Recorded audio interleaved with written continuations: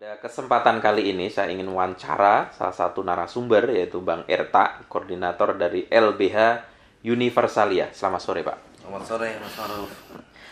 Pak Erta, tadi Anda berbicara ada 3 poin. Yang pertama syarat material hukuman mati, jadi harus terpenuhi dulu. Kemudian urgensi hukuman mati baru bisa kita bicarakan. Kemudian Anda juga berbicara tentang sisi, ada sedikit mungkin nggak eksplisit ya. Jadi ada sedikit pernyataan Anda yang mengatakan itu seperti kalau dalam bahasa saya itu titipan. Jadi hanya karena alasan hak asasi manusia kemudian hukuman mati memperoleh urgensinya. Kemudian poin yang ketiga, Anda dalam posisi dilematis. Dilematis dalam arti begini. Hukuman mati ada sisi idealitasnya, ada irisan antara hukum agama dan fondasi filosofis. Secara metafisik itu ada gitu loh, hukuman mati itu ada di sana. Nah, pada sisi yang lain Anda melihat empiris di tengah negara-negara yang menerapkan itu ternyata tidak ada hubungan yang secara paralel itu urgent untuk diterapkan. Nah, dalam hal itu kira-kira Anda sebagai advokat dan melihat secara general peta tersebut, apa komentarnya? Komentar saya adalah saya meragukan hukuman mati di Indonesia dengan 2 alasan. Satu, pertama alasan politik hukum, yang kedua alasan antropologis. Ya. Politik hukum yang ada di Indonesia saya lihat harus diperbaiki. Apa yang perlu diperbaiki? Perlu ada politik hukum untuk mengagendakan apa yang saya sebut dengan reformasi sistem judisial. Karena kita mengalami kondisi hukum yang menurut saya luar biasa buruk ya. Bagi orang hukum yang menggeluti acara di pengadilan akan tahu persis betapa tidak meyakinkannya sebenarnya kualitas dari pengadilan-pengadilan yang ada di Indonesia. Lepas dari soal hukuman mati. Jadi saya meragukan. Saya tidak menganggap diri saya menolak hukuman mati. Saya masih meyakini untuk menjaga sistem hidup, untuk menjaga kemanusiaan bersama, kita memang perlu memproteksi agar orang tidak dengan kehendaknya, baik secara kolektif maupun individual, punya kemampuan untuk merusak tatanan kemanusiaan gitu loh.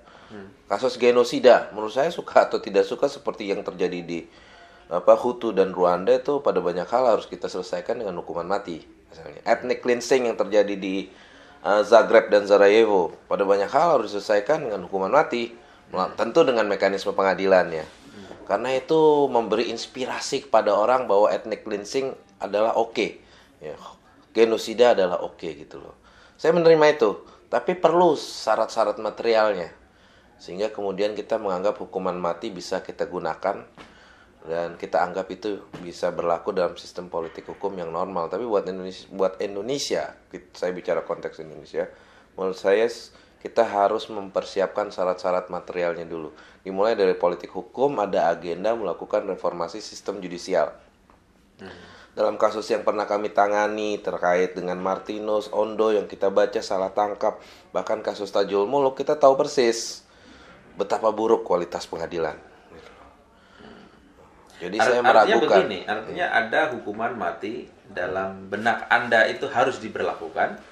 Pada satu sisi Anda melihat bahwa secara antropologi orang harus benar dulu, sang hakim harus benar dulu kan. Kemudian ada pertanyaan nih. Semua itu kan seperti Anda bilang yang tadi di diskusi, itu semua hukuman mati bisa diperlakukan juga ada konteks konstruksi sosial politiknya. Iya, betul. Seperti kasus ethnic cleansing. Definisi ethnic cleansing menurut sebagian negara, mungkin negara barat, itu nggak berlaku. Nah, bagaimana Anda melihat ini? Artinya ada hukuman mati yang bisa diterapkan, akan tapi juga ada sisi bergeraknya dinamika sosial politik. Iya. Bagaimana Anda melihat? Ya kalau secara keseluruhan sih sebenarnya inspirasi tentang hukuman mati suka tidak suka datang dari teologi ya. Nggak bisa Barat dianggap tidak mengadopsi teologi hukuman mati. Cuman masuknya prinsip-prinsip hak asasi manusia ya, the principle of human rights kan mengubah bagaimana peradaban di barat mulai mengadopsi sistem-sistem yang menurut mereka lebih sesuai dengan prinsip-prinsip hak asasi manusia. Yang menurut saya masih debatable juga. Nggak otomatis kemudian prinsip hak asasi manusia menganggap hukuman mati itu tercela atau tidak adil gitu. Ya kita bisa berdebat lah di urusan itu. Tapi itulah yang terjadi. Yang menarik Pak Ma'ruf, data menunjukkan bahwa ada 3 variabel. Pertama tadi faktor sosiologis. Mereka bisa membuktikan bahwa nggak ada hubungan korelasi positif antara memberlakukan hukuman mati dengan efek jera. Tidak ada tuh, menurut mereka ya. Kalau kita memberlakukan hukuman mati menghasilkan efek jera yang efektif dan efisien, enggak. Menurut mereka, mas penelitian mereka, artinya kriminalitas tidak bisa diukur dengan memberlakukan hukuman mati. Berulang-ulangnya kejadian-kejadian pidana yang berat itu bisa dikurangi dengan adanya hukuman mati. Itu data gitu dari mereka sendiri gitu ya. Yang kedua, trennya juga menurun secara global. Dari 196 atau 198 anggota PBB, ada 142 negara sekarang yang tidak lagi memberlakukan hukuman mati. Hanya sisa 56 atau 58. Dari 56 atau 58 itu hanya 21 yang benar-benar melaksanakan hukuman mati. Variannya beda-beda ya. Variannya beda-beda. Ada seperti Filipina yang buat saya itu lebih ekstrim dari sekedar hukuman mati. Itu yang kita sebut dengan extrajudicial killing. Dalam aspek narkotika, dia tembak langsung Pak, di jalan, dieksekusi, tarik. Nah itu lebih ekstrim lagi. Jadi ada varian tetap. Kalau kayak Duterte di Filipina, buat saya tuh lebih dari sekedar hukuman mati. Itu udah upaya untuk menunjukkan masyarakat bahwa kami ingin memberi pesan tentang ketakutan dan kepanikan dan kecemasan supaya kamu tidak lagi bermain-main dengan urusan narkotika. Jadi kan ada spektrum tuh, setiap negara memberlakukan hukuman mati itu ada spektrumnya. Nah menurut saya mari kita bicara dalam konteks Indonesia ini masih punya 3 problem di Indonesia nih. Menurut saya ada problem di institusi kepolisian karena ini kan terkait pidana ya. Problem di kejaksaan dan problem di kehakiman. Mereka udah seperti mafia peradilan. Akhirnya kita perlu bertanya keras, sangat keras. Bagaimana kualitas mereka yang sudah divonis mati, bahkan yang sudah dieksekusi mati. Banyak loh studi-studi yang mengatakan bahwa kualitas peradilannya sangat buruk. Kan kita nggak boleh bermain-main tentang hal ini. Oke, ada faktor teologis, Anda bilang tadi, ada juga faktor kebutuhan yang saya lihat itu. Nah, bicara tentang kebutuhan di Indonesia untuk hukuman mati, itu urgensinya sejauh mana? Karena memang masyarakat juga membutuhkan hukuman mati kan, misalnya kasus narkoba. Masyarakat membutuhkan adanya kepastian untuk menghukum sang pengedar narkoba kan. Mayoritas masyarakat Indonesia kan Muslim kan begitu. Yang saya bisa katakan sebenarnya masyarakat butuh kepastian hukum dan penegakan hukum. Tidak otomatis butuh yang disebut hukuman mati yang bisa saya katakan ya. Jadi masyarakat saat ini butuh kepastian dan penegakan hukum yang hampir kita tahu persis pada banyak hal penegakan hukum ini tidak dilakukan ya, oleh negara. Itu yang dibutuhkan masyarakat. Jadi memang kita ketika bicara hukuman mati itu perlu melewati beberapa anak tangga. Bagaimana dengan Cina tentang hukuman mati para koruptor? Harusnya bisa diberlakukan di Indonesia juga. Kenapa itu nggak jadi urgent? Ya, kenapa Cina narkoba yang diangkat-angkat bukan koruptor? Ya makanya. Jadi memang ada ada upaya yang sangat selektif memilih urusan juga gitu loh. Ini kan memang yang saya katakan ini memang akhirnya masalah hukuman mati itu konstruksi politik. Dipilih juga, dikonstruksikan dan lain sebagainya. Bahkan menurut saya lebih dekat juga dengan panggung penguasa gitu, bahwa dia ada bekerja dan bisa dilihat gitu ya. Menurut saya itu agak melompat sih Pak Ma'ruf. Jadi yang paling penting sekarang bicara sebelum hukuman mati kita bicara anak tangga yang di bawah-bawahnya dulu. Anak tangga di bawah-bawahnya itu menjamin adanya sistem yang lebih baik. Tadi menjamin adanya kepastian hukum, menjamin adanya penegakan. Dan ini kan tentang demokrasi sebenarnya. Kualitas masyarakat yang lebih demokratis kan salah satu faktornya adanya yang disebut dengan penegakan hukum, rule of law. Ya, ini satu faktor. Di Indonesia buruk sekali Pak Maruf. Kasus-kasus tentang agama, ya, kasus keyakinan diperlakukan sangat buruk. Kasus-kasus kekerasan yang dibiarkan, impunitas yang dibiarkan, sehingga kemudian ketika dibiarkan dia meluas dan melebar. Menjadi sesuatu yang tidak bisa kita kendalikan. Ini karena lemahnya penegakan hukum. Nah, kita hanya bisa sampai kepada hukuman mati kalau ini rapih dulu menurut saya. Kalau enggak resikonya sangat besar. Dan mereka memang tidak akan pernah berpikir resiko, hakim dan itu mekanis saja kan, hakim, jaksa, polisi mekanis saja. Tapi kita melihat, wow, resikonya luar biasa karena ini terkait nyawa manusia gitu. Dan dia tidak bisa lagi dipulihkan kalau dia dihukum mati. Ini tidak otomatis saya menolak hukuman mati ya, tapi saya bersikap kritis saja agar syarat-syarat materialnya diperhatikan ketika kita betul-betul merasa hukuman mati harus kita lakukan gitu. Oke, tadi ada pertanyaan menarik Pak Erta bahwa Anda menyebut-nyebut tentang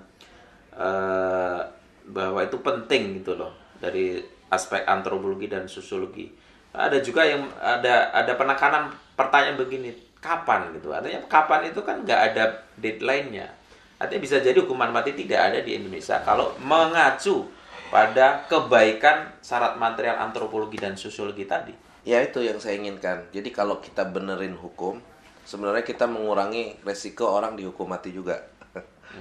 Itu yang menurut saya jauh lebih penting dan jauh lebih sistemis.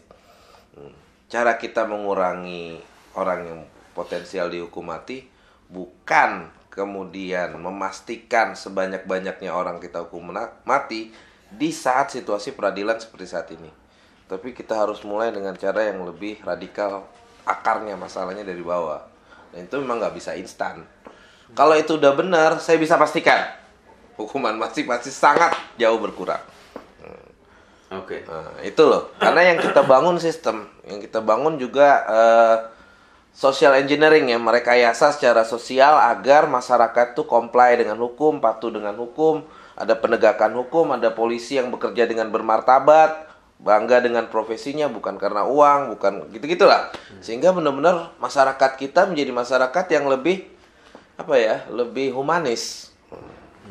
Karena menurut saya hukuman mati kan akibat dari cara kerja negara yang tidak benar gitu loh. Sehingga orang akhirnya potensial melakukan kejahatan yang luar biasa, pembunuhan yang terencana. Yang kalau kita lihat mengapa dia melakukan itu, kita masuk pada kajian yang lebih antropologis atau sosiologis, ada tentang kesejahteraan yang minim, ada masalah kemiskinan, perkosaan, mutilasi itu kan alasan-alasannya sangat sosial sebenarnya. Hukum sebenarnya adalah faktor normatif yang terakhir kan. Jadi menurut saya itu yang harus kita benerin. Kalau kita benerin itu sebenarnya isu hukuman mati menjadi kurang relevan. Karena itu pasti akan berkurang drastis. Tidak harus terkait semua, tapi Sampang dan Tajul tentu saja terkait. Yang ingin saya katakan itu tadi, pertama, ketika hukum tidak ditegakkan, akhirnya penyelesaiannya seperti apa yang terjadi di kasus Hamama, Said Hamama. Aparat datang, penyerang datang, warga ini sebagai pilihan eksistensial menurut Anda bagaimana? Iya, itu mengakhiri hidup. Itu sih saya hormati pilihan orang ya, tapi buat saya yang lebih penting hukumnya bekerja dulu dong. Pilihan orang yang mau masing-masing. Tapi hukum itu harus bekerja sesuai dengan apa yang seharusnya dilakukan. Ya dia amankan manusia, ya kan? Dia amankan korban. Tapi kalau kita lihat dalam kasus Sampang, mereka membela atau mendengar yang kuat. Ini yang sulit buat saya. Gitu loh. Nah, itu sudah karakter dalam sistem hukum kita. Ada kecenderungan selalu dalam kasus-kasus keyakinan terutama terkait dengan minoritas, mereka mendengar dan membela yang kuat. Itu yang pertama yang saya lihat. Dan kemudian cara memperlakukannya, alih-alih dia merestorasi justice, ya dia mengeluarkan korban, mengeluarkan yang menjadi korban keluar dari tempatnya. Itu yang kita sebut dengan relokasi. Ini cara aneh yang berikutnya buat saya. Itu mencirikan lagi hukum yang tidak demokratis. Ya.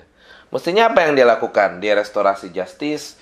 Restorasi justice termasuk membangun rekonsiliasi atau kerukunan kembali kan? Tapi yang terjadi enggak. Pengungsinya ditarik, dibawa ke luar. Di banyak tempat polanya sama seperti itu. Jadi jalannya sangat instan. Jadi jalan relokasi menurut saya itu jalan yang malas. Jalan yang seharusnya dibangun oleh negara dengan keragaman etnik dan pandangan keagamaan seperti di Indonesia itu jalan rekonsiliasi. Itu bisa jadi contoh buat tempat lain. Jadi kalau ada konflik komunal yang harus dilakukan negara adalah merajut kembali kerukunan. Dan tidak dikeluarkan dari tempatnya gitu, dari kampung halamannya. Dibangun lagi kerukunan sehingga kedua belah pihak bisa hidup rukun kembali. Restorasi justice terjadi, pelaku yang melakukan kejahatan dihukum dengan tegak, dengan hukuman yang fair. Yang terjadi dalam kasus Hamama kan tidak begitu, rata-rata dihukum 3 bulan, ada paling lama 2 tahun. Padahal kejadiannya sangat serius, pembunuhan terencana dan pengeroyokan. Kemudian dalam kasus itu Pak Tajul Muluk bagaimana proses peradilan yang Anda lihat? Ya, saya lihat dia kriminalisasi, itu yang kita sebut dengan kriminalisasi dalam hukum. Jadi kasusnya kasus keagamaan. Bisa dikatakan kalau tidak ingin mengatakan konflik, bisa kita katakan ada perselisihan cara pandang terhadap agama. Mestinya ini nggak harus mengalami proses judisialisasi di pengadilan. Buat saya itu terlalu mewah dan terlalu normatif. Selalu masalah-masalah gitu caranya judisialisasi di pengadilan kan. Menurut saya nggak. Ada mekanisme-mekanisme budaya kok yang banyak diterapkan oleh negara atau pemerintah yang demokratis untuk menyelesaikan masalah-masalah seperti itu. Jadi nggak harus diselesaikan di pengadilan. Mengapa kalau di pengadilan akhirnya ada menang dan kalah? Nah, pada akhirnya yang menang selalu yang kuat, yang mayoritas. Ya, akhirnya yang minoritas selalu akan dalam posisi yang menjadi korban. Itu kalau mekanisme pengadilan. Kalau saya inginnya ada mekanisme rekonsiliasi berbasis pendekatan kepentingan. Mereka yang berkonflik dicarikan forumnya, duduk bersama-sama, membahas masalah tanpa mengabaikan restorasi justice. Di saat yang sama ada upaya untuk mencari titik temu. Itu mekanisme non pengadilan. Tapi dalam kasus Tajul Muluk yang terjadi adalah kriminalisasi. Dia dihukum atas paksaan dari mayoritas terhadap tafsir mayoritas terhadap Tajul Muluk. Ya, kita bisa berbuat apa? Terus sejauh mana Anda mengikuti prosedur hukum sampai MK itu? Ya, yang terjadi kan ada 3 fase. Pengadilan negeri menghukum 2 tahun. Pengadilan banding tingkat tinggi menghukum 4 tahun. Kita kasasi dikukuhkan menjadi 4 tahun. Ini aneh sekali buat saya gitu loh. Jadi padahal kita sudah melakukan eksaminasi kasus melibatkan para pengacara, para mantan hakim yang kita kerjasama dengan Pukat UGM ya. Di tingkat dasar ketika pengadilan negeri kita sudah eksaminasi, kita sudah uji kualitas pengadilan di Sampang itu. Diuji bukan oleh kami. Mungkin kami subjektif, yang uji adalah lawyer, mantan-mantan hakim, ada mantan jaksa, akademisi dari UGM. Bahwa mereka menilai putusan terhadap Tajul Muluk di tingkat dasar itu sangat-sangat menyimpang atau sesat. Itu tidak sesuai dengan prinsip-prinsip peradilan yang fair. Kita sebarkan laporan itu, tapi malah dikukuhkan menjadi 4 tahun. Dari 2 tahun di pengadilan tinggi, dikukuhkan lagi di tingkat kasasi menjadi 4 tahun. Apa? Menurut saya itu menunjukkan bahwa saya tidak percaya dengan sistem peradilan yang ada di Indonesia. Tapi Anda tetap mengikuti prosedur ya, itu? Harus. Di saat yang sama kita sebagai lawyer tetap berjuang dengan mekanisme hukum. Di saat yang sama kita mengkritik dan ada upaya untuk melakukan perubahan kebijakan gitu loh. Nah, ngomong-ngomong tentang mengikuti prosedur hukum, Anda punya partner yaitu Pak Ahmad Taufik. Kira-kira apa sih yang diinginkan Pak Ahmad Taufik dalam kasus ini dan mungkin kasus yang lebih general? Pak Ahmad Taufik cara berpikirnya beda nggak sama Pak Munir?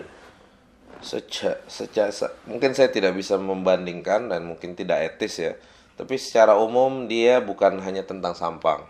Jiwanya memang adalah jiwa membela orang-orang yang lemah.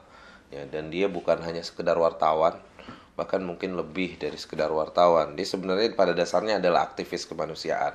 Jadi dia betul-betul menggunakan profesi kewartawanannya dan menggunakan profesi kepengacaraannya untuk melakukan banyak sekali kerja-kerja sosial ketimbang kerja-kerja komersial. Itu yang bisa saya katakan. Dan yang kedua, dia punya concern yang sangat kuat di urusan hak asasi manusia, kemanusiaan, ya, dan kebebasan beragama. Selain punya YLBHU, saya kira dia punya garda kemanusiaan, kemerdekaan, dia juga punya bela keadilan. Tapi memang pada banyak hal dia mencurahkan banyak perhatiannya di YLBHU. Setahun terakhir hidupnya dia sangat intens di YLBHU. Mungkin itu juga pesan buat kami ya, bahwa dia sangat berharap bahwa ada yang menggantikan, ada yang melanjutkan perjuangannya di YLBHU. Yang paling berat buat kami saat ini ya, kan kami concernnya di kelompok rentan ya. Yang disebut vulnerable group ini adalah kelompok rentan keagamaan, kelompok rentan karena ekonomi, kelompok rentan karena etnik, kelompok rentan karena kelas. Itu yang jadi perhatian kami.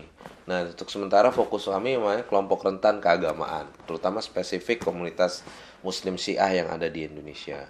Itu kita ingin berdayakan agar mereka punya sensitivitas terhadap konflik, bisa melakukan pemetaan sosial, bisa mengadvokasi dirinya. Dan Pak Ate punya concern yang sangat kuat di situ. Itu ditunjukkan dengan komitmen dia untuk melakukan paralegal ya di banyak titik yang ada di Indonesia. Sebenarnya almarhum ini berencana membuat paralegal kalau nggak di Makassar atau Sulawesi. Gitu. Saya kira itulah pesan yang bisa saya ambil ya. Almarhum ingin ini dilanjutkan, bahkan lebih jauh dan keras lagi jalannya.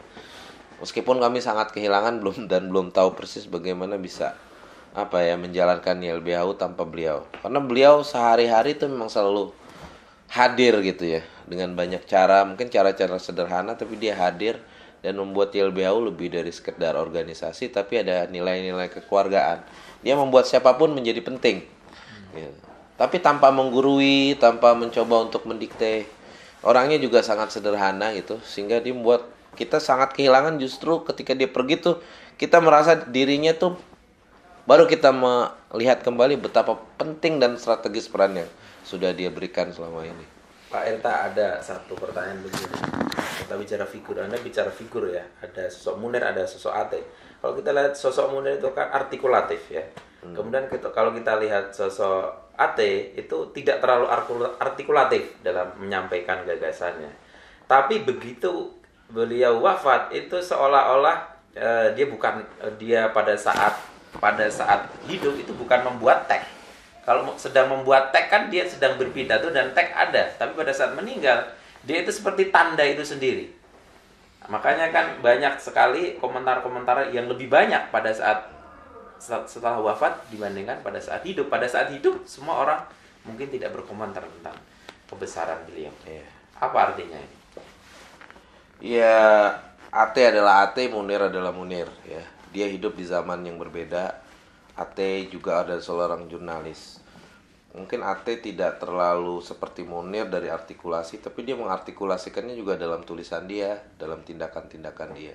Jadi mungkin tidak apple to apple bisa diperbandingkan. Itu yang pertama yang ingin saya katakan. Yang kedua, Ate ini harus jadi inspirasi anak muda kita. Bahwa hidup, profesi, kebanggaan terhadap profesi itu bisa disalurkan untuk kepentingan-kepentingan yang lebih besar dari urusan diri sendiri ya. Jadi ini sebenarnya sufi modern buat saya kalau saya harus bisa mengatakan. Artinya figur yang universal ya. Iya, jadi ini dia memancarkan figur yang sederhana, ya, rendah hati, tulus, loyal terhadap teman. Meskipun kelihatan dia bodor-bodor gitu, tapi dia sangat punya komitmen terhadap janji dan waktu.